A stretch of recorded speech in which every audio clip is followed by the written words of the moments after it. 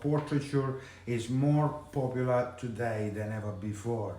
And with the new media, with the new gadgets that we have, portraits are even more than 75% of the pictures that we see. Now, there are many advantages to self-portraiture, and I can name a few. First of all, we are here as photographers, and we continuously point a camera to the rest of the world and connect with the rest of the world, with people, with places, with whatever we make pictures of. But it is fair enough to kind of experience firsthand.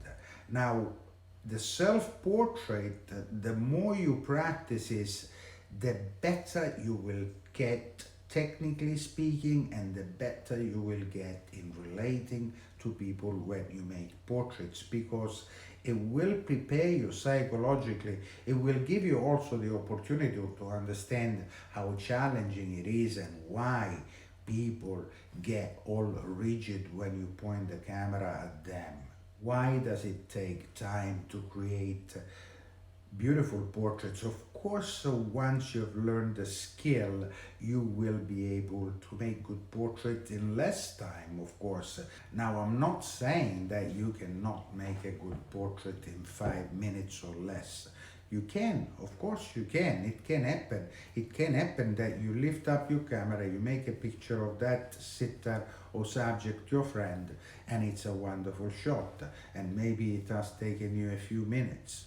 But that is quite rare. We need to find the location, we must look at the light, and at the moment we're dealing with natural light. You can have kind of artificial light in the environment, like for instance I've got the little lamp at the back. To have a light in the background creates a separation between the subject and the background, and that helps in our creation of form.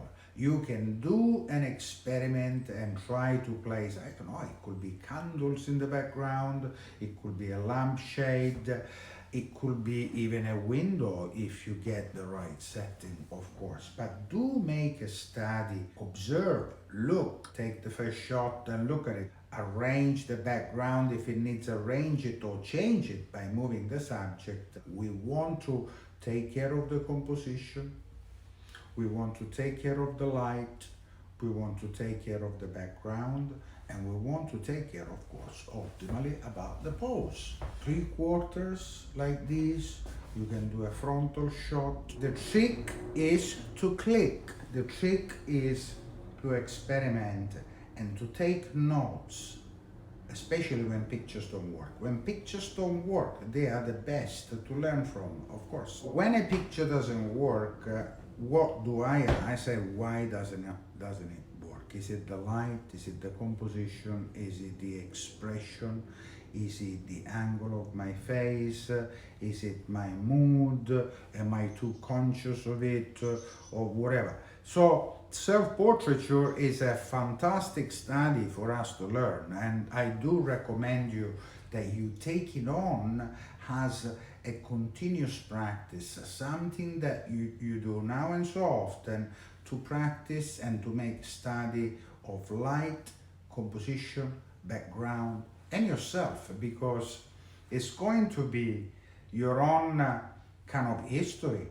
When you look back at those pictures, it will be amazing. When you look back in 5, 10 years time or 20 years time, or more, when you look back at those pictures, it's like time traveling.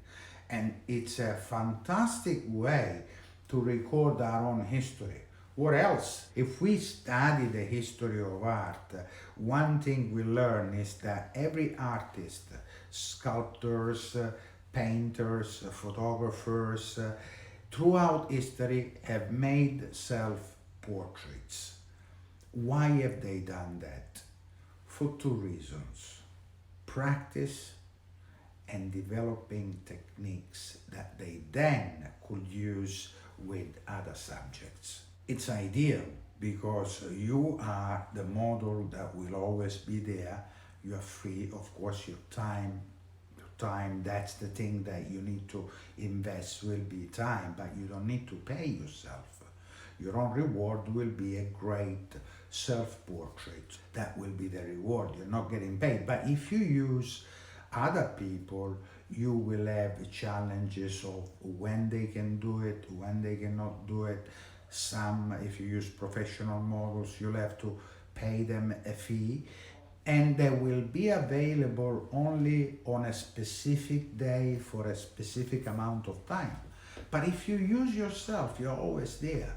So you are the ideal model for your own photographic practice in portraiture making. When I look at those self-portraits, I remember the effort, I remember the challenge, I remember how pissed off I was most of the time because I couldn't get what I wanted for many reasons that sometimes they are not just technical, sometimes they're just in the head.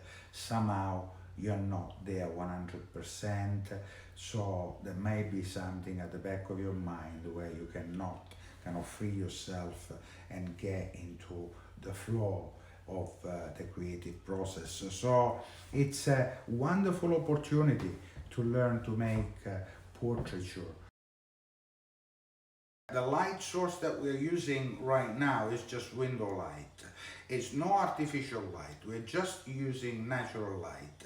Now I've got only that little small lamp at the back. Actually having a light at the back creates a little bit of separation between you and the background. So you can use that little trick, light at the back. Also I have light coming from that window over there. Let me show you. If I turn the camera around, you can see that I have that door over there which brings in a little bit of light. The big light source that is coming to this room is the garden door there. Now if I place myself here, I'll have a different effect altogether. Now I have less of a fill in front of me and a dominance of background light. That's why the front is a little bit darker. Now let's go into a different environment. Now this one is a little bit different. Now I'm gonna go back and I have that background that gives me a little bit of separation, and I have light coming from that direction. Remember, when you look at the face, look at the light, you wanna always check where is the light coming from. In this case, it's coming from there. Then let's turn it around. Here, it's a little bit better. And what I'm gonna do is I'm gonna change the light and I'm going to measure it on my face and decrease it. Decrease it. Now we have less light, of course, so we have more of an atmosphere, a bit of a kind of nice split background, the texture of the curtain and the plain background just behind me. Let's kind of move a little bit more. Remember, the background is very important. You need to check it all the time because the background helps us. The background in this case is completely plain, and it can be a little bit boring, of course, with a plain background, but I think every shot is important to control the background, regardless of wherever you are. The background has to be as important as the light source. If we are wearing glasses, having front light is a problem. In fact, with glasses, we use side light. And if I turn around, I get away. So now I'm gonna use the corner, but in the of course I get the shadow, and the shadow, if there is a shadow, you need to take that shadow into consideration for a composition, of course. Self-portrait, 1, 2, 3, click. Of course, is this aligned? Now I want it to be like that. Now, I want to explain to you something about portrait. Now, in the portrait, we can have the subject looking into the lens.